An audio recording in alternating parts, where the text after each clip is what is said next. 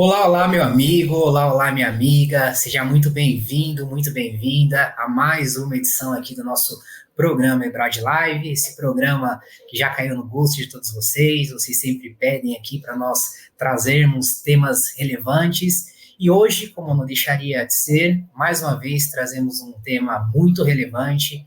Mais uma vez, como vocês pediram também, temos a participação aqui de dois professores que já estiveram conosco em uma outra oportunidade, então vocês mandaram feedbacks positivos e nós atendemos. Trazemos aqui novamente para debatermos nessa noite a professora Bruna Ortiz, que é mestra em Ciências Jurídicas, professora graduada em Direito Previdenciário e em Direito Processual Civil, advogada, é professora de cursos de pós-graduação também, diretora jurídica do IEPREV e diretora do Núcleo de Direito Previdenciário da ESA Santa Catarina. Professora Bruna, seja muito bem-vinda. Obrigada, Victor. Eu que agradeço, viu? Agradeço aqui o convite da EBRAD, do professor Teodoro Agostinho, que é coordenador, né, da pós-graduação de vocês. É uma satisfação imensa, viu? Estar sempre com a EBRAD que é tão responsável por levar o ensino jurídico de forma abrangente e responsável por todos os advogados e advogadas, né? Então, fico à disposição aqui, viu? Obrigada, Victor. Nós que agradecemos, professora, e como bem dito pela professora Bruna, temos a honra de recebermos aqui também o professor Teodoro Agostinho, que além de professor aqui da EBRAD, né, é nosso patrono regente do curso de pós-graduação em Advocacia Previdenciária Nova Previdência, ele também é doutor e mestre em Direito Previdenciário pela PUC São Paulo. Professor Teodoro, seja muito bem-vindo mais uma vez. Obrigado, Vitor. É um prazer estar aí com vocês. Boa noite, Bruna. Boa noite a todos os alunos que nos acompanham, o pessoal da técnica da EBRAD, que também permite com que nós cheguemos até vocês aí com essa qualidade. E vamos lá para mais um encontro aí. Tenho certeza que será muito, muito bom, né? A qualidade da professora Bruna, todos nós conhecemos. Maravilha. Pessoal, hoje o nosso tema é o seguinte: processo administrativo previdenciário de sucesso. Então, para você que vai nos acompanhar durante essa noite, durante esse encontro, embora não tenha ali uma certa relação com o direito previdenciário, não deixe de enviar suas perguntas aqui no chat. Com certeza que durante esse encontro os professores responderão, principalmente aqui na figura da professora Bruna, que é especialista. Então, não deixem de participar. Mas eu já falei por demais também, estou aqui como um aprendiz com esses dois professores excepcionais. Já passo a palavra para o professor Teodoro, desejo mais uma vez um bom encontro para a gente e que realmente essa live seja um sucesso. Só repassando o tema, processo administrativo previdenciário de sucesso. Professor Theo, professora Bruna, é com vocês. Obrigado, Victor. Vamos lá, dando início então aqui. Eu acho que a gente pode começar, né, de imediato aí com tudo, já perguntando para a professora Bruna, que, na verdade, a Bruna, ela ficou, né, durante muito tempo no CRPS, acho que 8, 9 ou 10 anos, se não me falha a memória, né? E o que eu acho bacana? Primeira pergunta, eu acho que tem a ver com essa questão do processo administrativo de sucesso, mas também guarda uma relação direta com o mercado. Professora Bruna, na sua experiência, os processos administrativos, é claro que aqui a gente está falando da parte de recurso e tudo mais, né? Eles tinham bastante qualidade? Existe mercado para essa advocacia? Porque muito se fala, olha, tem que judicializar. E isso remete, então, quer dizer, não tenho chance no processo administrativo. Acho que seria legal você dar um panorama geral de início, assim, sobre essa especificidade da advocacia previdenciária, que é a advocacia previdenciária administrativa. E obrigado mais uma vez por ter aceito o nosso convite. Obrigada, Theo. Eu que agradeço, viu? Agradeço mesmo. Bem, excelente pergunta. Eu acho que para quem está iniciando agora, ou para quem está namorando ainda direito previdenciário, tem alguma dúvida, né? Se entra ou não nessa área, eu confesso para vocês que eu caí assim, no direito previdenciário, comecei advogando na área, não me identificava tanto até eu entrar no CRPS, que foi o Conselho de Recursos da Previdência Social. E eu advoguei muito pouco, eu advoguei em torno ali de 4, 5 meses na área previdenciária e já fui para o Conselho de Recursos da Previdência Social, onde eu passei a julgar benefícios previdenciários, se os segurados tinham direito ou não a benefícios previdenciários. Então, a Previdência Social foi a minha formação, né, previdenciária. Hoje eu retornei para a advocacia, vim para o lado bom, que é o lado melhor, eu sempre brinco falando, E estou muito feliz. Desculpa te interromper, isso é só uma curiosidade, é muito legal. Quer dizer que você entrou no CRPS, então, que é o Conselho de Recursos da Previdência, e você não sabia nada de previdenciário, é isso mesmo? Muito pouco, Theo. Eu confesso para ti que foi desesperador. Eu tinha 6 meses de advocacia previdenciária, mas eu sempre fui muito dedicada. Então, assim que eu ingressei no CRPS, eu já comecei a fazer 2 pós-graduações juntas. Olha o desespero. Fiz todas as aulas, todos os cursos que eu podia. E todo o processo que eu peguei em mãos para julgar, eu me aprofundei muito, eu estudei muito e, na dúvida, eu concedia. Então, não prejudiquei ninguém.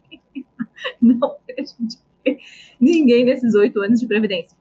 Em 3 meses de junta de recursos, que é a primeira instância, eu me saí tão bem que eu fui convidada para compor a Câmara de Julgamento, que é a segunda instância. Então, quando eu estava começando a me familiarizar em julgar recursos administrativos, eu pensei, não, acho que agora eu consigo.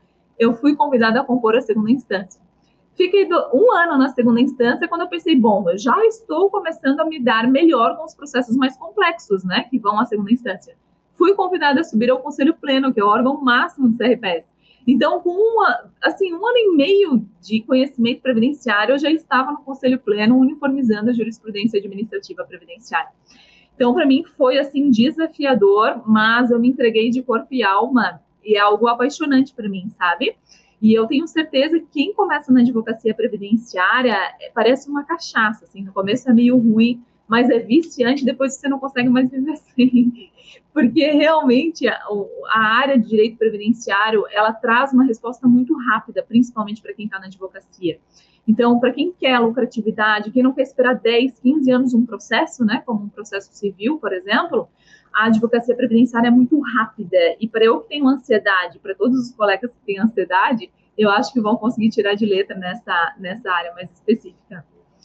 E aí, te respondendo, Theo, em relação ao processo administrativo, quando eu entrei no CRPS, eu já tinha judicializado muitas das ações, né, em que pese eu ter ficado ali 5, 6 meses só na área previdenciária, eu já tinha judicializado muito. Por quê? Porque nós tínhamos o hábito naquela época, isso há 10 anos atrás, de que tudo era judicial, né? Ninguém conhecia, inclusive, o recurso administrativo, o tribunal administrativo. E o INSS dava respostas mais rápidas. Em 2 meses, 3 meses, no máximo, ele dava uma resposta. Então, eu já tinha judicializado ali bastante coisa. E quando eu entrei no CRPS, eu verifiquei que muitos dos processos que eu já havia judicializado, no CRPS, no tribunal administrativo, eu teria uma resposta melhor. E eu logo pensei, nossa, esse CRPS, que é o Tribunal Administrativo, ele é muito pouco fomentado. Por que ninguém fala disso, hein? Se o teor das decisões são excelentes, a gente tem excelentes decisões.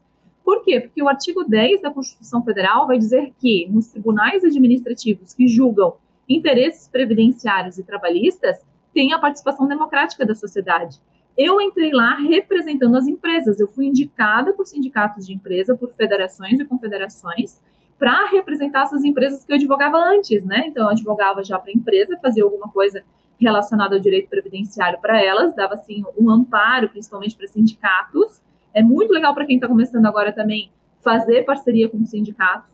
E, através desses sindicatos, eles me indicaram para representá-los no CRPS. Então, assim que eu comecei, muito rápido mesmo já a minha jornada. Mas muitos dos processos que eu tinha judicializado, por exemplo, o tema do EPI, né, para quem está começando agora, é o equipamento de proteção individual. Todo mundo que trabalha sujeito a condições especiais, necessariamente precisa usar EPI no meio ambiente de trabalho. E estava se discutindo no STF o tema 555 na época, perguntando, olha, quem tem o uso de EPI tem direito à aposentadoria especial ou não? Porque tem atenuação aí desses agentes nocivos. E se discutia muito isso no tema 555.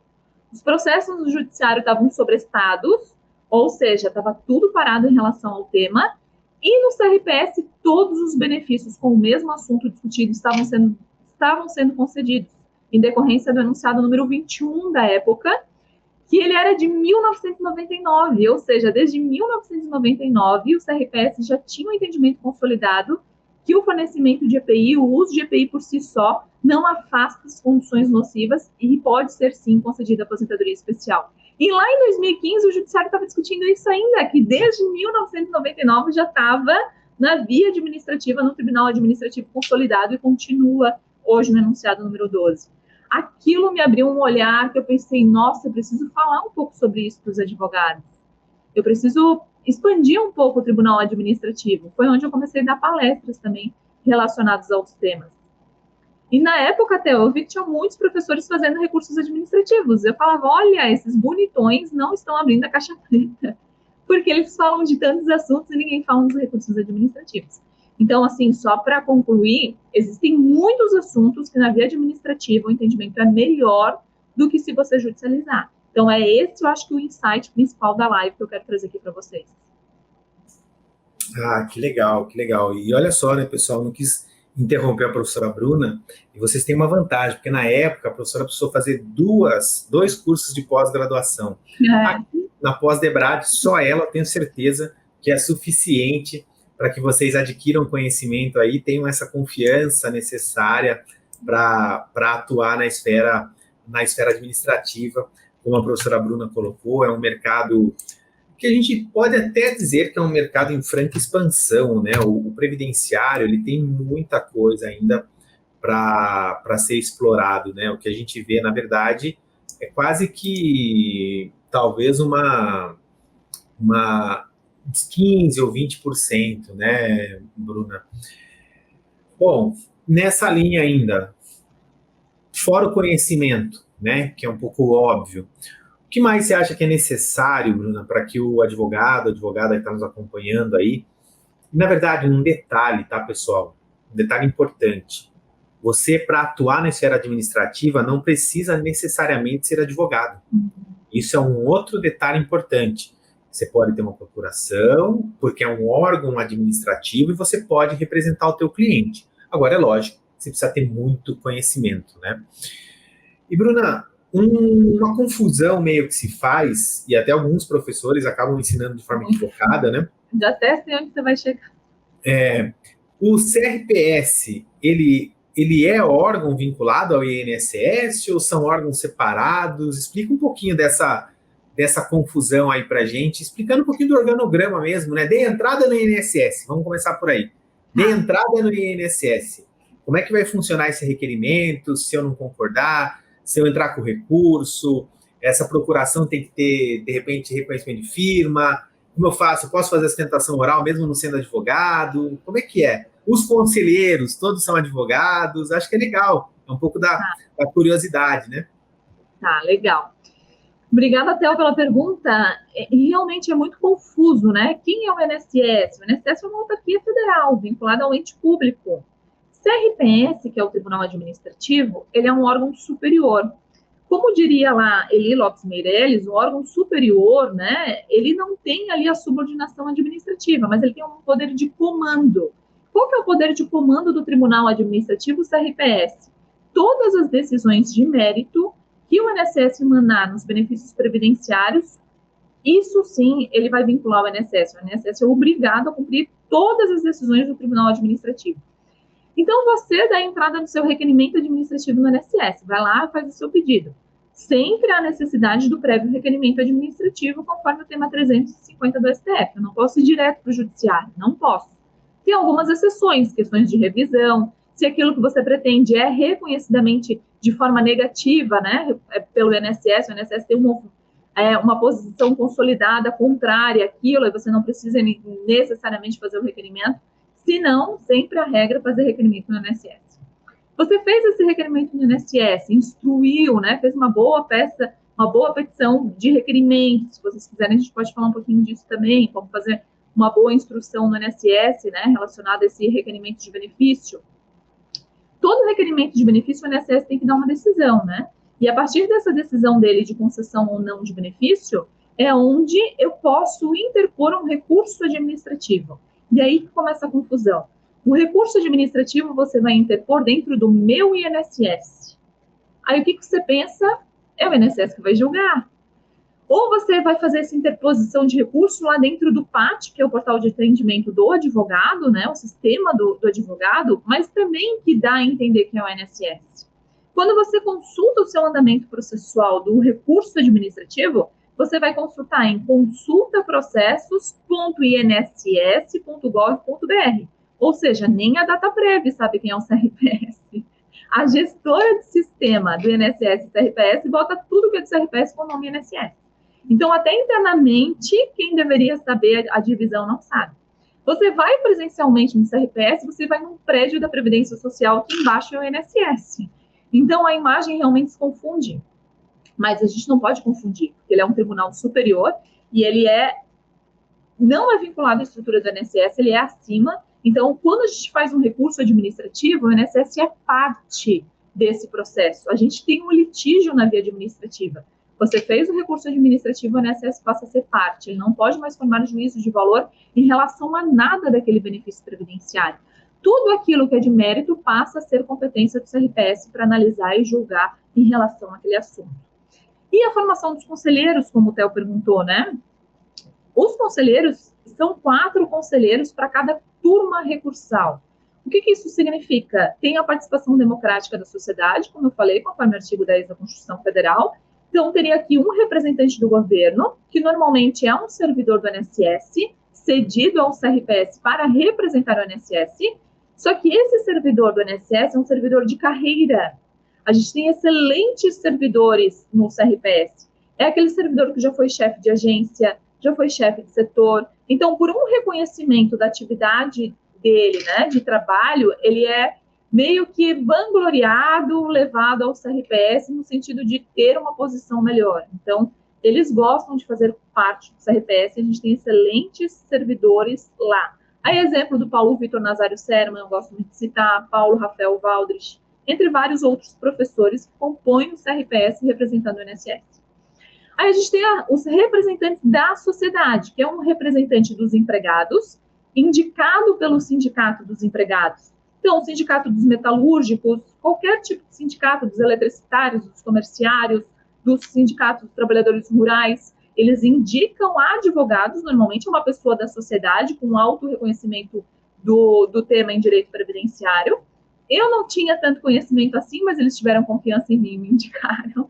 Mas teria que ser uma pessoa com alto conhecimento previdenciário na área, né?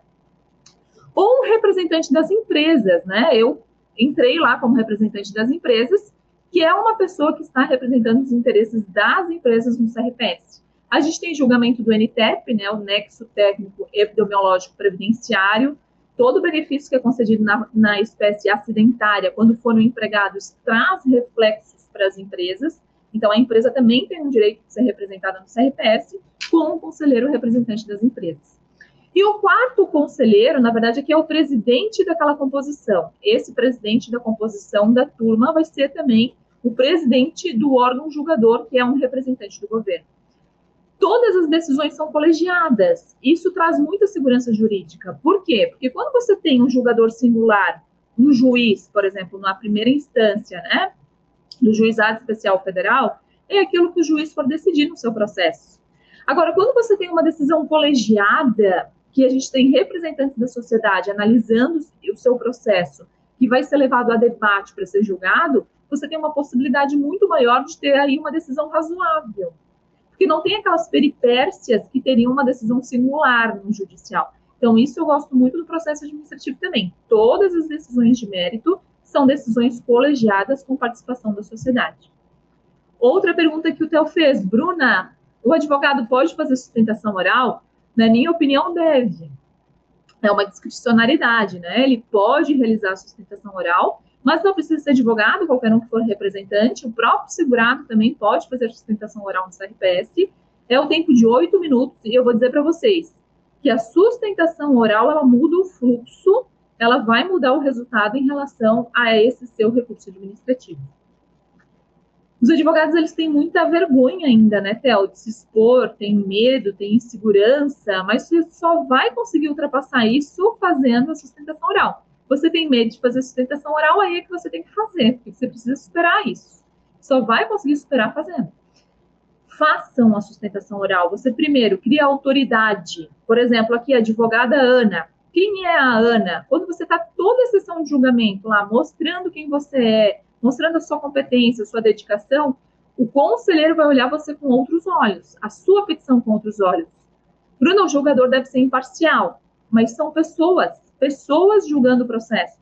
E quando eu olho aqui um processo, por exemplo, um recurso feito pelo professor Teodoro Agostinho, Eu vou olhar esse recurso e vou dizer, nossa, é o professor Teodoro Agostinho, eu conheço ele, eu sei da dedicação e da carreira dele, ele está aqui em todas as sessões de julgamento, deixa eu olhar esse processo melhor. E inconscientemente tem isso. Você tira o seu processo também da vala comum. São julgados por sessões de julgamento em torno de 400 a 500 processos. Vocês acham que é razoável discutir 400 a 500 processos por dia numa sessão de julgamento? É impossível. Você só vai conseguir a discussão do seu processo se tiver pedido de sustentação oral. Por quê? Porque o colegiado vai parar para olhar esse processo, parar para verificar quais são os seus pedidos antes mesmo de você entrar na sustentação oral. Eles vão se preparar para esse momento. E nisso você já vai ganhar uma atenção maior no seu processo. E além do momento, você poder convencer em relação àquilo que você pretende. Leve sempre os fatos para a sustentação oral. O mérito, os conselheiros já deveriam saber, né? A questão do direito. Mas os fatos que é normalmente que gera dúvida. Será que é realmente segurado especial? Será que realmente ele trabalhou como contribuinte individual? Será que realmente esse registro foi feito em época própria? Enfim, os fatos que normalmente surgem as dúvidas e você pode solucionar isso tudo numa sessão de julgamento.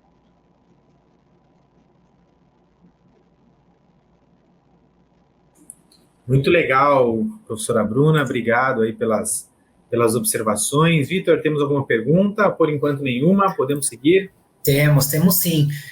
Como eu disse ali no começo do encontro, né, algumas perguntas nós vamos receber aqui pelo chat e outras alguns alunos já nos enviaram ali pelos canais da EBRAD, né? Legal, então, vamos uma delas, né? O Gustavo Nascimento, ele diz assim, boa noite, professores, excelente temática, e ele pergunta, existem áreas específicas do processo administrativo previdenciário que demandam uma revisão ou atualização urgente das políticas e procedimentos? Em caso afirmativo, quais são essas áreas e quais medidas podem ser tomadas para melhorá-las?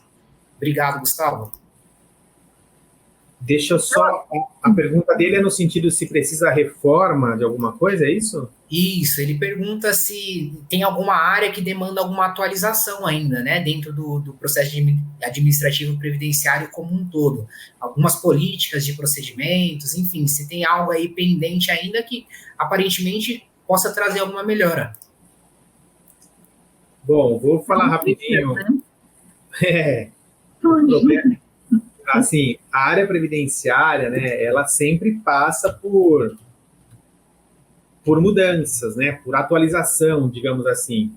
Sempre se fala em novas reformas, em novas legislações, em novas regras, mas aqui, por se tratar, né, de algo voltado para a área administrativa, eu vou passar para a professora Bruna, mas, claro, não sem meio que fazer uma pergunta, uma provocada já, porque, assim, eu acho super interessante, eu já vi várias palestras dela, né, defendendo o processo administrativo, eu também sou um grande entusiasta, mas é natural que a gente perceba que o CRPS precisa, sim, de algumas melhorias.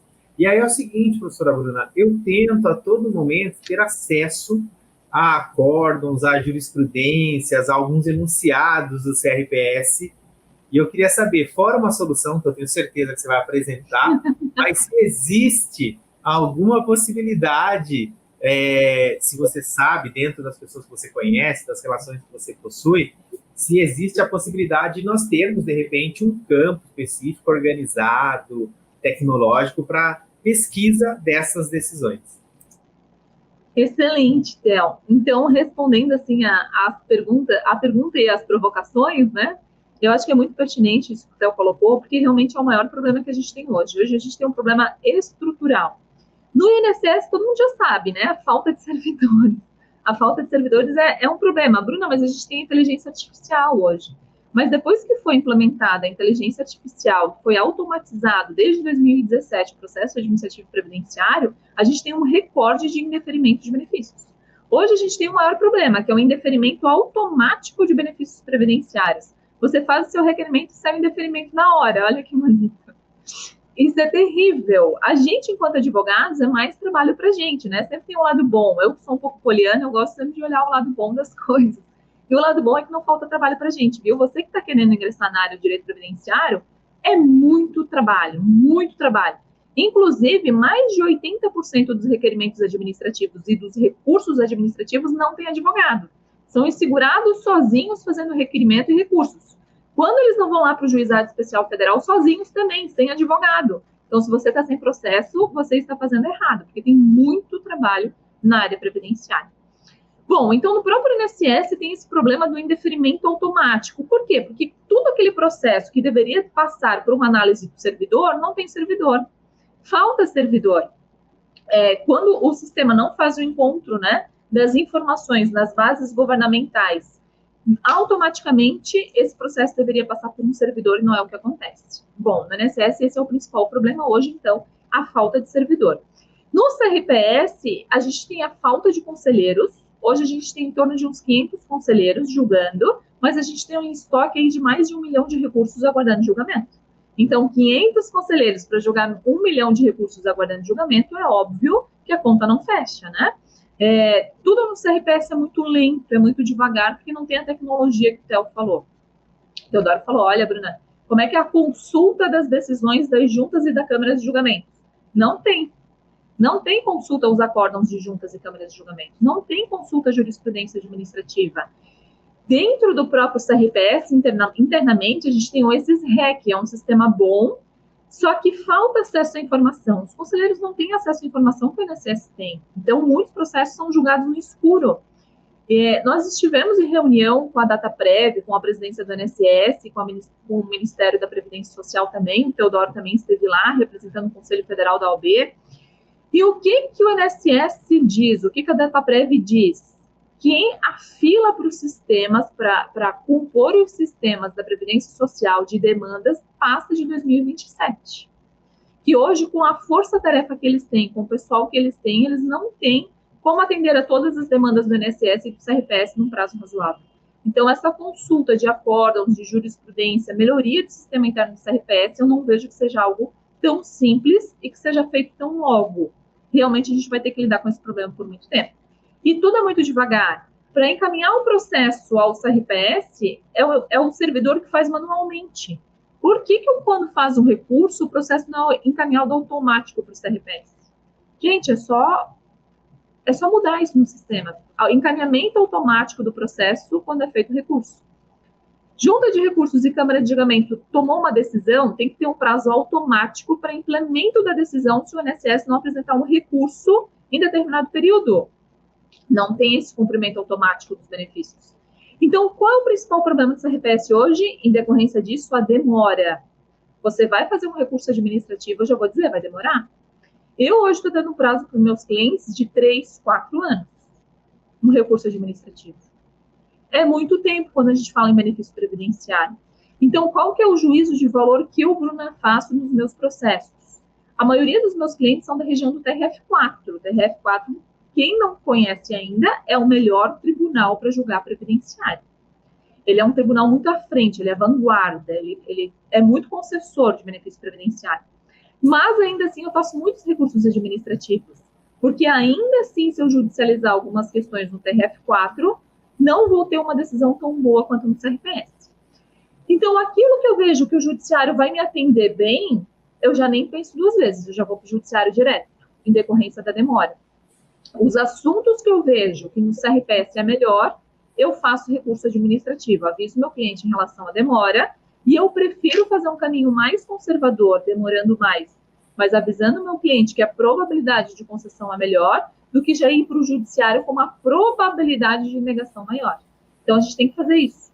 Bruna, como é que eu vou saber se não tem consulta à jurisprudência? Primeiro, você precisa ler os enunciados do Conselho de Recursos da Previdência Social. Nas minhas redes sociais, eu fiz um compilado, né? Tem lá na minha bio, então sigam a prof lá, @prof.brunoortiz, e eu fiz um compilado dos enunciados. Esses enunciados, eles vinculam os conselheiros do CRPS. Então, é uma importante fonte da jurisprudência administrativa. Na página do CRPS, você consegue ter acesso a esses enunciados, mas eles estão disponibilizados por atos administrativos, e você não sabe qual foi revogado, qual está vigente, qual que não foi. É meio ruim acesso à informação ao CRPS. Então, eu compilei tudo num documento só e coloquei à disposição, que eu acho que fica mais fácil a leitura e a compreensão. Na página do CRPS tem as resoluções do CRPS. Tem ementários de resolução também. Problema, são documentos em PDF que você tem que abrir documento por documento para saber o teor de cada decisão. Eu fiz isso porque eu era conselheira e porque eu dou aula de processo administrativo. Então, quem está na turma de pós-graduação, eu entrego tudo mastigado, gente. Olha que importante fazer pós-graduação.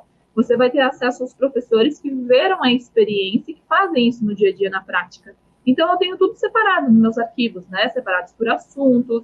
E eu levo isso tudo para a sala de aula, explicando, olha, esse assunto aqui é melhor na via administrativa. Por exemplo, trabalhadores rurais. Rural é muito bom no reconhecimento de período no CRPS. Muitos tribunais são restritivos em relação ao reconhecimento de período rural. A professora Jane Berwanger, por exemplo, que dá aula de rural, tem livros de rurais, ela mesma diz que 80% dos benefícios rurais dela, ela resolve na via administrativa. Julguei muitos recursos da professora Jane Berwanger. Outro assunto que é interessante fazer recurso administrativo, aposentadoria especial. Nunca leve... Aqui, assim, a gente não pode falar nunca no direito, né? Sempre tem um depende, um talvez. Mas aqui é bem, assim, generalizado mesmo. E para reforçar, nunca leve uma aposentadoria especial ao juizado especial federal. A não ser que você tenha na sua região um juiz muito abençoado. Mas eu sempre falo para os meus alunos, então acenda uma vela para ele não mudar de comarca, porque ele é uma exceção.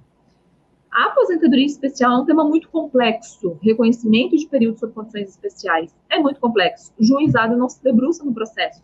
E a gente tem temas ruins da TNU relacionados ao reconhecimento de períodos sob condições especiais. No CRPS, a gente tem excelentes enunciados relacionados à aposentadoria especial, excelentes resoluções relacionadas à aposentadoria especial. O entendimento é muito melhor que o juizado especial federal. Bruna, mas a competência absoluta, 60 salários mínimos para o juizado especial federal, como é que eu vou fugir? Quando você faz um recurso administrativo, está demorando a decisão, lembra? Então, vai exceder esses 60 salários mínimos de atrasado e você foge da competência absoluta do juizado especial federal. E se, eventualmente, você não tiver reconhecido todos os períodos pretendidos na sua aposentadoria especial, você vai depois para o rito comum ordinário, que é um judiciário melhor, para ter reconhecido essa aposentadoria especial. Então, na pós-graduação, eu falo muito disso também. Vamos delimitar estratégia processual por assunto, por benefício, aonde a gente vai ter uma probabilidade maior de ganho. Porque, de acordo com decisões, com um acórdão do TCU, do Tribunal de Contas da União, que fez uma auditoria no CRPS, quase 40% dos recursos administrativos são providos a favor do segurado. Quase 40%. Bruno, é pouco? Sim, porque são muitos segurados que fazem recursos sozinhos, que eles ficam demandando coisa que eles não têm direito realmente. Muita demanda é de segurado que não tem direito. Então, vamos pensar, 40% dos recursos são providos a favor do segurado.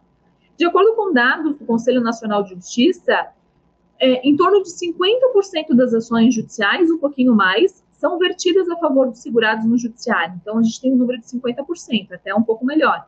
Só que se a gente extrair o melhor do processo administrativo, se a gente extrair o melhor do judiciário, a gente vai ter um ganho maior de ações providas no nosso escritório. Porque esses 40% são alguns assuntos que a via administrativa é melhor, e esses 50% são outros assuntos que o judiciário é melhor.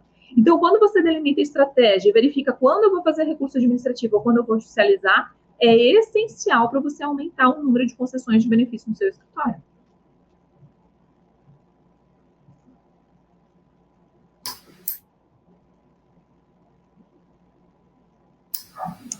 Muito bom, mas e quem quiser ter acesso a esse enunciado, cadê a solução?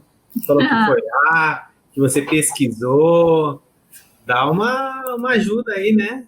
Não, tá lá na minha... Então, para quem está na pós, eu entrego para a turma de pós-graduação sempre, né, um material complementar bem completo. Então, quem já se inscreveu, quem está nas turmas de pós, eu entrego os enunciados, entrego um material bem legal complementar.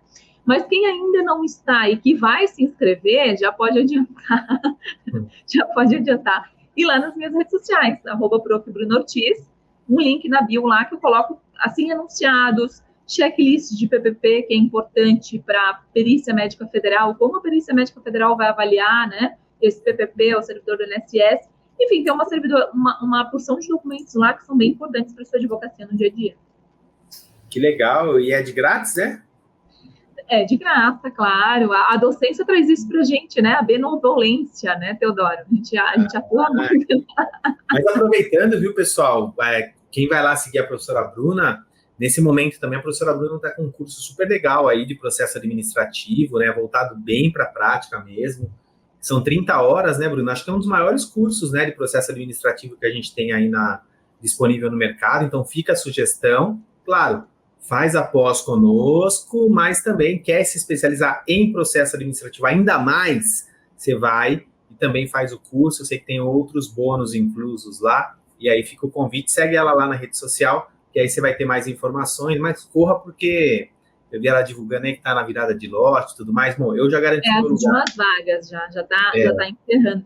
Não, e realmente obrigada até, Theo, por comentar, né? Agradeço até o espaço. E esse curso de 30 horas aula, ele é só focado no processo administrativo. Então, é uma maior carga horária só em processo administrativo previdenciário, assim, para fazer todo o passo a passo mesmo, né? Muito legal, muito legal. Tem mais alguma pergunta aí, né, Vitor? Você me falou, né?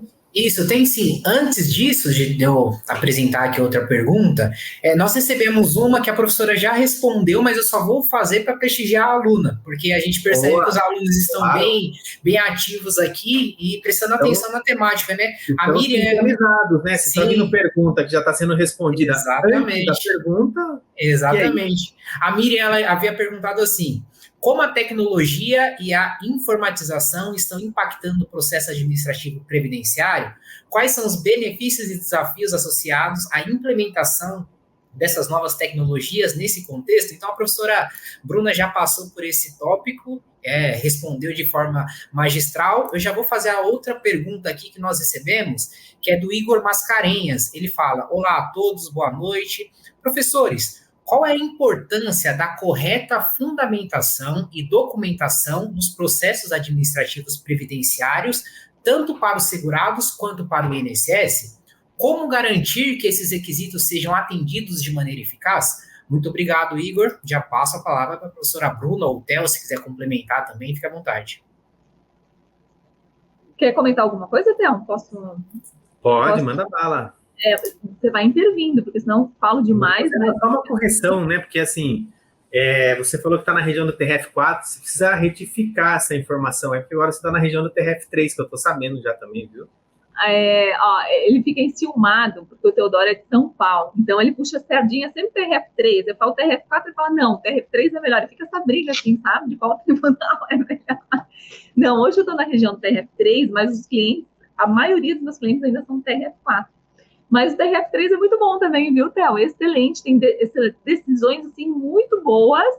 É muito bom o tribunal também, viu? Eu tenho clientes aqui já e estou muito feliz também. Ai, figura. Bom, então, em relação à instrução processual, acho que é a melhor pergunta, assim, em relação ao processo administrativo. Porque é o mais importante, né? Formar provas, fundamentar diante do INSS. Eu sempre convido meus alunos a dar uma lida na Lei 9784 de 99, que é a Lei da Administração Pública Federal. Lá no artigo 27 vai dizer, olha, a formação de provas, ela deve ser de forma menos onerosa para o administrado. O INSS também tem o dever de formar provas. E por que eu gosto de colocar isso nas minhas aulas? O INSS tem o dever de formar provas. Ele tem acesso às bases governamentais. O INSS pode emitir uma carta de exigências, artigo 577 da Instrução Normativa 128 de 2022. Na dúvida, o INSS é obrigado a emitir carta de exigências, solicitando toda a documentação necessária para deslinde do processo. Ele é obrigado. Bruna, isso é utópico, né? Que bonito se fosse isso aplicado no dia a dia. Não é, o INSS não faz. Infelizmente, como eu falei para vocês, hoje a gente tem o elevado índice de indeferimento de benefício. Mas por que é importante a gente ter em mente esse dever do INSS? Para depois, em recurso, cobrar, falar, olha, o INSS não cumpriu com a função dele, da Lei da Administração Pública Federal, que determina que ele deve instruir o processo também. Ele tem acesso às bases governamentais, por que ele não pegou o INCRA do meu cliente, que está disponível lá na base governamental do segurado especial? Por que imputar a responsabilidade de juntada de provas somente para o segurado? Então, isso o advogado deve brigar. Ele deve discutir isso. Olha, não é só dever do segurado. A administração pública deveria ter solicitado uma oitiva de testemunhas. Não solicitou. Por que não solicitou? Se tem dúvida em relação à averbação de algum período. Então, você faz um recurso administrativo solicitando a justificação administrativa. Ou entra com a ação judicial dizendo, olha, o segurado fez toda a parte dele, o benefício foi indeferido porque o INSS não fez a parte dele, que é a outra parte concorrente na formalização de provas. Isso o próprio decreto 3.048 de 99, lá no artigo 19F, salvo engano, vem trazer também, que é uma responsabilidade concorrente na formação de provas. Bom, mas como a gente é muito responsável e nós somos bons advogados, a gente vai fazer a melhor instrução possível. O que eu sempre digo para os meus alunos? Faça o serviço do servidor. Faça o papel dele. Hoje é possível você acessar várias ferramentas das bases governamentais. Coloque no Google, consulta de documento rural do INCRA, vai aparecer lá a possibilidade de você consultar e baixar os documentos dessas terras rurais. Não espere que o servidor faça isso, que o INSS faça isso, porque o INSS está um caos. Ele é a parte mais demandada no judiciário, não é à toa, e mais de 60% dos benefícios são indeferidos. Então, como que a gente vai instruir o nosso processo? Tudo aquilo que você vai entrar lá no meu INSS do cliente, né? Entra lá no aplicativo ou entra no site, vai baixar o CNIS, Cadastro Nacional de Informações Sociais. Tudo que não estiver no CNIS, ou estiver com algum indicador de pendência, período extemporâneo, período reconhecido através de ação trabalhista, não tem a data fim do vínculo. Se tiver faltando qualquer informação ou tiver algum indicador de pendência no CNIS, o INSS não vai reconhecer. Eu já sei que o INSS não vai reconhecer, então eu antecipo. No meu requerimento, eu já digo assim, servidor, estou fazendo o seu trabalho. Olhando o CNIS, eu verifico que aquele período com data de início de trabalho, no dia 1/1/1980, não tem data fim, mas está aqui na CTPS. O vínculo encerrou em 1/1/1983. Quero a averbação desse período conforme a CTPS, artigo 16 da Instrução Normativa 128 de 2022. Você vai fazer o pedido da averbação e vai levar o quê? A fundamentação da Instrução Normativa 128 de 2022. Que é a cartilha do INSS. A Instrução Normativa 128 de 2022 é o manual do servidor do INSS. E as portarias de IRBEM, desde a 990 até a 999 de 2022. Onde você acessa isso? Portal in.nss.gov.br. Acesse sempre pelo portal, porque lá os atos normativos estão atualizados. Cuidado com as buscas no Google, que vem muito ato administrativo desatualizado. Então, acesse sempre no portal in.nss.gov.br. Você vai fazer um requerimento, por exemplo, de salário maternidade, você vai dar um Ctrl F, vai colocar salário maternidade, vai ver tudo que fala de salário maternidade na instrução normativa. Você vai estudar por demanda os seus requerimentos. A instrução normativa deve ter em torno de 800 artigos, se não mais. Você não vai conseguir estudar ela toda. São mais de 2.000 artigos junto com as portarias. Você não vai conseguir. Então, estude por demanda. Recebi um salário maternidade, eu vou ver tudo que fala de salário maternidade. E eu vou fundamentar a minha petição no INSS com base nesses atos normativos. Bruna, mas a Constituição Federal fala outra coisa. A Lei de Benefícios, a 8.203 de 91, é diferente daquilo que fala na instrução normativa. O servidor não vai aplicar. Você que saiu da faculdade agora, você estudou a pirâmide de Kelsen, né? Constituição Federal, lei, decreto, atos normativos. Vira ao contrário. É isso que o INSS vai fazer. Ele vai começar atos normativos. Não, ele vai começar e-mail do gerente. O que o gerente falou? O que o supervisor falou? Aí vem a instrução normativa, vem as portarias. De Constituição Federal, o servidor não vai olhar. Lei, ele não vai olhar. Primeiro, ele não tem formação jurídica. O concurso do INSS é um técnico. Então, na maioria dos casos, ele não tem formação jurídica. Então, esqueça a sua juridiquês. Esqueça aquelas palavras bonitas em latim que você aprendeu na faculdade. Porque o servidor acha chato, ele não quer saber disso. Ele quer saber o que ele precisa fazer no dia a dia. Então, quanto mais objetivo você for no seu requerimento, 3 páginas é excelente no INSS. levando os dispositivos de atos normativos, pedindo de forma clara o que você pretende, dia, mês e ano, sempre no formato dia, mês e ano. Eu quero a verbação do período 1/1 de 1980. Parece óbvio o que eu estou falando, parece óbvio. Mas eu julguei mais de 9.000 processos administrativos. E na maioria, advogado, gente, eu falo na maioria do advogado não sabe pedir. A nossa classe não sabe pedir. Coloca assim, eu quero a verbação do período que trabalhou para a empresa XPTO. Aí quem vai avaliar vai ter que ver, nossa, que período que ele trabalhou na empresa XPTO, vai ter que olhar CTPS período por período, CNIS período por período. Você não pode dar trabalho para o servidor. Ele tem uma meta para cumprir. O servidor tem uma meta de 90 pontos mensal para cumprir. Uma aposentadoria por tempo de contribuição vai dar uma meta para ele de 1,45. Ele vai pontuar. Se ele conceder ou ele indeferir esse benefício, ele vai pontuar 1,45. E aqui tem um problema. Se ele indeferir o benefício de forma errada, não acontece nada com ele. Porque o que é objeto de revisão no INSS, pelo MOB, que é o setor que vai fazer as revisões? Só são revistos no INSS os benefícios concedidos. Então, se o servidor concedeu de forma reiterada errada, ele pode responder processo administrativo disciplinar. É a institucionalização do indeferimento de benefícios. Na dúvida, o servidor vai fazer o quê? Vai indeferir, porque ele não vai responder processo administrativo disciplinar, certo? Para emitir carta de exigências, muitas vezes não pontua para ele, é igual a 0. E muitos serviços vai pontuar 0,20. Pergunto para vocês, ele tem uma meta para cumprir de 90 pontos mês, ele emitindo carta de exigências em todos os benefícios 0,20, ele cumpre a meta dele? Não vai cumprir. Então, sobrou para o advogado, sobrou para a gente fazer toda a instrução processual bem feita, bem clara, para que o servidor olhe, ele goste da sua petição, ele ache bonita, se identifique para ele parar para ler. Eu gosto de utilizar sempre Visual Law, que é uma peça bonita, né? Em tabelinhas, tudo desenhado, para o servidor bater o olho e já saber aquilo que eu pretendo. Então, isso é muito importante. E o que eu faço nos meus requerimentos que dá muito trabalho, mas dá resultado?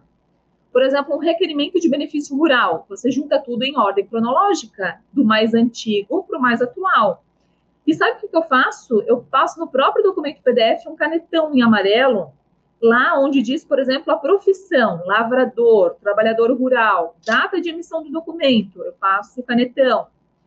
E eu coloco uma anotação em cima dos documentos. Eu coloco a anotação aposta, certidão de casamento dos pais. O servidor bateu o olho, opa, certidão de casamento dos pais, pai lavrador, agricultor, data de emissão, 1974. Opa, fez prova do trabalho rural para 1974, porque o documento em nome dos pais vale de prova. Então, você deixa bem bonitinho para o servidor. Isso dá muito resultado. E eu julguei um processo em 8 anos julgando recursos que tinha isso. Um processo na minha vida inteira. Advogado não faz. E é muito comum a gente colocar a culpa no servidor. Ah, o servidor não fez o trabalho dele. Mas enquanto advogado, o que a gente fez? É autorresponsabilidade. É autorresponsabilidade. Se você fizer o seu trabalho bem feito, eu tenho certeza que o servidor vai querer fazer o trabalho dele bem feito também. É uma corrente que você vai criando, entende? Então, é muito importante essa instrumentalização. Mais alguma dúvida? Acho que não sobrou nem para complementar, né, Vitor? É um pouco difícil, falar depois da professora Bruna, né, professor? Que fala excepcional. Exatamente. Ó, nós temos uma pergunta aqui, que eu deixei ela para o final, né? Foi a última que nós recebemos, que é a pergunta de R$1 milhão, viu, professora Bruna? Nós recebemos uma pergunta aqui do Marlon Machado. Ele fala assim: olá, professores e colegas, excelente temática na live de hoje. Sou advogado, mas não atuo na área previdenciária. Uma dúvida: quais são os principais desafios enfrentados tanto por advogados quanto pelos segurados ao lidar com o processo administrativo previdenciário? Como esses desafios podem ser superados? Muito obrigado, Marlon. Legal a pergunta. Muito legal. Cara, eu vou falar, daí se a Bruna quiser complementa também. Eu acho que assim, o primeiro passo sempre é estar atualizado. O que soa até meio controverso na área previdenciária, porque a todo momento nós temos alterações, né? Então, assim, é legal, a nossa pós sempre ela é muito atualizada, muitos dos nossos professores têm cursos de aperfeiçoamento, de tiro curto, de ponta, como é o meu caso, o caso da Bruna e de outros, então também isso é legal, porque acaba que ele tem acesso. Então, hoje em dia, né, se fala muito em ambiência, e isso tem tudo a ver. O ambiente em que a pessoa está, se é um ambiente que tem a possibilidade de o capacitar, e o capacitar de maneira correta, porque o previdenciário ele sofre também o mal de todo e qualquer área ou assunto ou roupa, enfim, que ganhe notoriedade, né? Vão chegar algumas ou alguns de boa qualidade, outros nem tanto. Então, hoje você tem uma profusão de informação, você tem uma profusão de cursos, você tem uma profusão de oferta, uma profusão de teses ventiladas por aí na área previdenciária em decorrência da atenção que a área tem hoje. E aí é importante que o aluno saiba filtrar isso. Então, as minhas recomendações seriam no sentido: primeiro ponto, está sendo dado, é se aperfeiçoar com quem, de fato, leva a advocacia previdenciária a sério. E aqui não é puxar sardinha nem para mim, nem para a Bruna, mas eu tenho certeza que tanto ela quanto eu, e muitos dos professores que estão conosco, 100%, levam o direito previdenciário a sério. Eu acho que esse é o primeiro ponto. Segundo ponto, se falar para você que está fácil ganhar dinheiro na área previdenciária, desconfie, tá? Por quê? Não existe, é um ditado popular, né, do interior, não existe almoço de graça. Existe um mercado, sim, a ser explorado, existe possibilidades maravilhosas de rentabilidade, de retorno financeiro, mas não é de hoje para amanhã, é uma construção, como tudo na vida.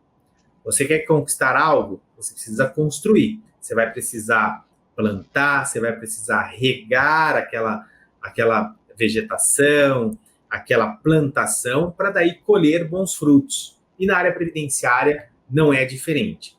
Então, como dica inicial seria, inicie. O primeiro passo é esse. Segundo, se manter atualizado, fundamental na área previdenciária. E terceiro, mas não menos importante, desconfie daqueles que falam que essa tese é maravilhosa, que com certeza vai ser julgada procedente, que o retorno é imediato, que você vai conseguir ficar rico do dia para a noite no previdenciário. Isso é mentira. Você vai ganhar grana no previdenciário, isso é verdade. Você tem muita coisa para explorar, isso é verdade. Você tem clientes que muitos deixariam a margem de atuação e você pode atuar trazendo dignidade para aquela pessoa, dinheiro e, consequentemente, honorários para você. Isso também é verdade. Agora, não é verdade que é fácil. Não é fácil. A tarefa é árdua, mas a recompensa, na mesma proporção, é maravilhosa. Eu sempre digo em palestras, em aulas, quando eu tenho oportunidade, o direito previdenciário vem me dando tudo de mais maravilhoso que a vida pode proporcionar, a área previdenciária tem proporcionado para mim também. Então, são essas as dicas, digamos assim, que eu colocaria e passo aí para a professora Bruna. Eu acho que é essencial isso que o Teodoro colocou. Primeiro, tudo é uma caminhada, né? Em todas as áreas do direito é assim, né? O previdenciário não poderia ser diferente. Só que eu acho que a dificuldade maior realmente é dada a complexidade da matéria, né? Eu vejo que muitos colegas começam o direito previdenciário e desistem muito fácil. Cuidado, viu? Você que está nessas novas gerações, essas novas gerações têm uma tendência, assim, de desistir. Infelizmente, a gente vê isso. Eu eu não sou tão velha, mas ainda estou numa geração já mais para trás, né? Já mais para trás. A gente levou mais paulada, né? As gerações anteriores. A nossa advocacia era a advocacia do litígio, gente. Eu ia para a Previdência Social na INSS arrumar briga. Não é algo que eu ache bonito e que eu acho legal falar para vocês, mas era a advocacia. A advocacia era uma advocacia de rivalidade. Hoje em dia, não. Hoje a gente tem uma composição, a gente tem um diálogo, a gente tem uma advocacia muito mais, assim, imensamente mais de composição, né? Então, ficou tudo mais tranquilo, mais fácil, mas eu vejo que os advogados, às vezes, na primeira dificuldade, acabam desistindo. E o previdenciário realmente é difícil, ele é muito complexo. Eu, quando comecei para vocês, né, quando eu falei para vocês, quando eu comecei julgando recursos administrativos, imagine, eu sabia muito pouco de previdenciário, e logo eu tinha que dizer se um segurado especial tinha direito ou não a um benefício previdenciário. E para eu entender que o segurado especial, olha a confusão, tá? Só para dar uma ideia para quem está começando ou não é da área. Segurado especial é o trabalhador rural que trabalha em regime de economia familiar. Ele trabalha na casa dele, ele colhe, ele planta, ele pode comercializar, vender aquilo, mas para a própria subsistência. Ele não tem empregado, ele não tem muito luxo, ele não tem muitas terras. É aquele pequeno produtor rural. Ele não precisa pagar para a Previdência Social. Se ele realmente comprovar o exercício da atividade, a carência dele é condicionada à comprovação do exercício da atividade rural. Ótimo, eu pensei, está muito fácil. O que eu preciso verificar aqui? Os documentos. Juntou documentos rurais que comprovem o exercício da atividade rural, documentos das terras rurais, notas fiscais de produtor, certidão de casamento, de nascimento, que tem a profissão dos pais como lavradores, trabalhadores. Beleza, eu vou aqui averbar esse período rural. Só que a legislação traz um monte de confusão. Ela vai dizer assim, olha, para a aposentadoria por tempo de contribuição, período antes de 1991 não conta para carência para segurado especial. Aí você vai pensar, por que não conta para carência se na aposentadoria por idade conta? Aí começam as confusões. Mas na aposentadoria por idade híbrida também conta para carência, mas na aposentadoria por tempo de contribuição não conta. E na aposentadoria por tempo de contribuição, se ele quiser a averbação do período rural para períodos a partir de outubro de 1996, ele precisa indenizar. Eu penso, mas na aposentadoria por idade ele não precisa indenizar. Por que na aposentadoria por tempo de contribuição precisa? Aí começam umas coisas muito doidas, não fazem sentido na sua cabeça, aí você pensa, não estou sabendo mais nada. Eu não sei. E realmente eu pegava aqueles processos em mãos, quando eu ia julgar, eu ainda muito nova, né, e um pouco ansiosa, como sempre fui, eu chorava aqueles processos, falava, a gente não sei o que vamos fazer com esse processo. E quem está começando na advocacia passa pelo mesmo problema. Mas eu vou dizer para vocês que tudo isso é superável, tudo isso vocês vão aprender, vocês vão tirar de letra. Vejam eu aqui hoje dando aula em pós-graduação dos assuntos que eu me via perplexa diante de um assunto como esse.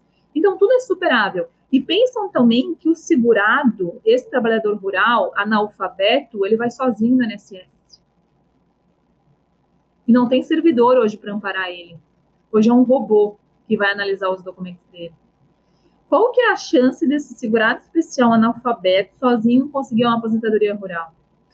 Então, quando você entra na advocacia previdenciária, você vê o quão valoroso é o seu trabalho, o quanto você vai fazer realmente a diferença na vida das pessoas, o quanto você vai trazer a subsistência, o quanto que é importante isso. Então, se você, advogado, está achando que é difícil, imagina o segurado sem advogado. Então, o que a gente pode tirar disso é que é muito importante o advogado na via previdenciária, ainda que seja na via administrativa, que não precisa de advogado, é essencial. E também é uma advocacia do bem, eu sempre digo, né? Você só vai estar advogando para quem tem razão. Se a pessoa não tem razão, você não advoga, você não pega a causa, já avisa para o cliente, ó, você não tem razão. E é contra o INSS, né? Então, eu sempre digo que a autarquia federal, advogar e lidar com juízes federais, procuradores federais, é um pouco diferente do que você lidar na justiça estadual com aquela audiência de família, por exemplo. Eu não tenho estrutura numa audiência de família, tem quem goste, né? Então, tem essa parte um pouco mais zen também, para quem é um pouco mais zen, que nem eu, o previdenciário é muito legal também em razão disso. Maravilha. Nós estamos a 30 minutinhos aqui do final do nosso encontro, pessoal. E então eu já abro esses momentos finais aqui para as considerações realmente, tanto do professor Teodoro quanto da professora Bruna, sobre essa temática aí tão envolvente. Com certeza os alunos já entenderam aqui que na nossa pós-graduação nós mergulhamos mais ainda nessas temáticas, muitos detalhes, muitos materiais ali disponibilizados, mas eu já passo para esses minutinhos finais. Theo, professora Bruna, fiquem à vontade também. Beleza, vou fazer aqui, deixo a Bruna para falar as palavras finais e encerrar, né? Eu só agradecer aí a Bruna primeiro por ter aceito o convite, agradeço a Ebrad, você, Vitor, pessoal da técnica, né, que está aí conosco. Essa EBRAD Live, eu acho que é uma sacada muito legal, porque é uma forma aí de nós chegarmos também, né, de certa forma, aos alunos com assuntos mais pontuais, de maneira mais rápida, num bate-papo descontraído, mas igualmente sério e trazendo muito conteúdo, como foi a live de hoje. Aliás, né, a live de hoje foi uma aula aí sobre advocacia, sobre oportunidades, dicas que a professora Bruna nos trouxe. Então, obrigado, Bruna, parabéns aí por sua caminhada. Seja bem-vinda, né, a São Paulo, e eu tenho certeza que também será uma jornada muito vitoriosa, cheia de alegria e de conquistas aí na tua vida, dentro de tudo que você já conquistou. No que você precisar de mim, saiba que poderá contar sempre. Obrigada, Theo. Obrigada pelo apoio, viu? O Theo, ele é uma pessoa que me ajudou muito já. Eu sempre falo isso pro Theo, né? Lá no início da minha docência, a gente tem uns padrinhos, né? O meu padrinho foi o João Batista Lázari, que foi a primeira pessoa a me abrir porta para eu dar aula em pós-graduação. Depois o IEPREV também, que eu sou diretora, dei muitas aulas lá. E o Theo foi uma pessoa que me abriu inúmeras portas, assim, para docência. Sempre me convidou, confiou no meu trabalho, sempre me chamou. Então, obrigada, viu, Theo? Sou muito grata por ti, por tudo que eu tenho alcançado. Acho que é muito importante isso, a gente reconhecer as pessoas que são importantes na nossa vida, principalmente porque hoje eu não teria, assim, talvez, né, uma proporção tão grande quanto eu tenho, o número de pós que eu dou aula, enfim, se não fosse pessoas como o Teodoro no meu caminho. Então, obrigada, Theo, eu serei sempre muito grata. Em relação às considerações finais, eu acho que, assim, para deixar para reflexão, para quem já está pensando em começar na advocacia previdenciária, para quem já está advogando na área previdenciária, em relação aos recursos, só pensem o recurso administrativo realmente como uma possibilidade de atuação no escritório de vocês. É uma probabilidade maior de êxito em vários assuntos. Então, assim, Bruna, quando que eu faço recurso administrativo? Se aquilo que você pretende tem amparo legal, está na norma, está na lei, está nos enunciados, faça recurso administrativo. A administração pública federal, ela é vinculada ao quê? Ao princípio da legalidade. Você só vai conseguir do INSS e do CRPS aquilo que está previsto em lei, em norma, em decorrência do princípio da legalidade. Lá no judiciário já tem uma flexibilização em relação a isso, né? O livre convencimento motivado, enfim, tem várias decisões no sentido de ampliar os direitos, também como restringir. Então, muitas das coisas que estão previstas na lei, estão previstas na norma, o judiciário não aplica. Ele tem um entendimento mais restritivo. Isso que você verifica que é mais restritivo, faça recurso administrativo. O recurso administrativo vai ser muito bom em relação a isso. Então, por exemplo, a aposentadoria especial, né, que a gente tem ali os períodos separados por tempo, que veio lá o decreto 2172 de 97, que suprimiu alguns agentes nocivos que não são mais enquadráveis, como, por exemplo, a eletricidade, radiações não ionizantes, frio. Isso você vai ter que judicializar por falta de amparo legal. Então, exposição à eletricidade acima de 250 volts, tem um tema 534 do STJ que enquadra, vai dizer que enquadra. Já no CRPS não, porque não tem amparo legal para isso. Não tem uma norma que vá amparar esse reconhecimento. Então, é muito difícil. Então, olha que importante você conhecer a legislação também. Então, quem está começando agora precisa conhecer a Lei 8.213 de 91, que é a Lei de Benefícios, 8.212 de 91, que é a Lei a Custeio, Decreto 3.048 de 99, é isso que o CRPS vai aplicar, as leis, as normas, junto com o regimento interno, que é a portaria MTP 4.061 de 2022, que vai estabelecer os fluxos processuais. Qual é o tipo de recurso cabível, qual é o prazo, quais são os efeitos. Portaria MTP 4.061 de 2022 traz todo o passo a passo dos recursos administrativos previdenciários. Então, para aprofundar em relação a tudo isso, eu convido vocês mais uma vez também a fazer parte da pós-graduação aqui da EBRAD, né? Que a gente trata do passo a passo em relação aos recursos. Mas se você conseguir já baixar a portaria, dar uma olhada nos enunciados que eu falei para você, uma olhada na legislação, você já consegue fazer um recurso administrativo. Então, faça só esse juízo de valor. Vai demorar a resposta do meu recurso. Então, se eu sei que no judiciário esse assunto não é legal, eu vou para o recurso administrativo com amparo na norma, que apesar de esperar, é uma probabilidade maior de êxito para aquilo que eu pretendo. Certo? Então, já para dar fim aqui, obrigada mais uma vez, Theo, né? Eu estou sempre à disposição, viu? O que precisares aqui, Vitor, em nome da EBRAD, obrigada também, né? Por todos os convites relacionados à pós-graduação, a todos os projetos de vocês. Eu tenho uma identificação muito grande pela EBRAD, porque tem um compromisso muito grande, né, com a seriedade, com o respeito com o advogado, com os alunos, com o comprometimento, e, enfim, sempre também estou aqui à disposição de vocês. Muito obrigado, professora Bruna, professor Theo. Em nome da EBRAD também eu agradeço aqui mais uma vez vocês terem aceitado esse convite. A gente conhece aí da trajetória de vocês, a gente sabe o quanto as agendas são apertadas, realmente vocês conseguiram achar um tempinho aí para participar aqui com a gente. Mais uma vez, pessoal, para vocês que nos acompanharam até agora, eu reforço esse convite aqui para conhecerem a nossa pós-graduação da EBRAD, em Advocacia Previdenciária Nova Previdência, onde nós temos essas duas feras aí que fazem parte do corpo docente, um corpo docente, inclusive, escolhido a dedo aí pelo professor Teodoro. Então, mais uma vez, professora Bruna, professor Teodoro, muito obrigado e até o próximo encontro, pessoal. Tchau, tchau. Tchau, tchau.